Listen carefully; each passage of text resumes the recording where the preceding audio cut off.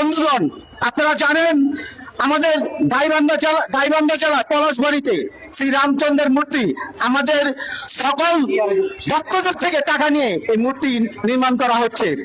অতিশয় দুঃখের বিষয়, আজকে আমরা দাঁড়িয়েছি এখানে যে আমাদের রামচন্দ্রের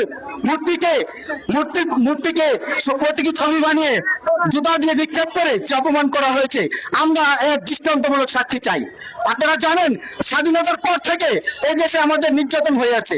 এমন কোনো মাস নেই, এমন কোনো সপ্তাহ নেই যে সপ্তাহে আমাদের হিন্দু সম্প্রদায় নির্যাতিত না হয়। বাংলাদেশের আমাদের টেলিভিশন মিডিয়া দেখলে আমরা দেখতে পাই তাকে ঝুলিয়ে রাখা হচ্ছে, তাকে ফিরে মারা হচ্ছে। আমাদের দ্বিপুর রাষ্ট্রে যে নির্মমভাবে হত্যা করেছে, কক্সবাজারে সন্ন্যাসীকে যেভাবে হত্যা করেছে মব সৃষ্টি করে, আমরা কোনো বিচার পাইনি। আপনারা জানেন শিশু বাচ্চাকে নন্দিনীকে যেভাবে ধর্ষণ করে গত সপ্তাহে মারা হয়েছে, আমরা একটিরও প্রকৃত বিচার পাই না। আমরা সকল সময় প্রতিবাদ করে যাচ্ছি, মানববন্ধন করে যাচ্ছি, বিক্ষোভ করে যাচ্ছি।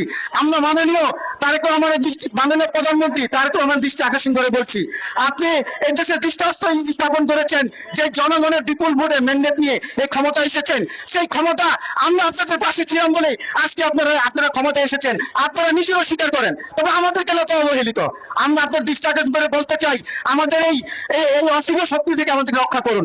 প্রতিবারই আমাদের এই অশুভ শক্তি যে কোনো উপায়ে আমাদের উপরে হামলা ছেড়ে যায়। দুর্গাপূজা আসলে আমাদের উপর হামলা, জন্মাষ্টমী মিছিল আমাদের উপর হামলা। কেন?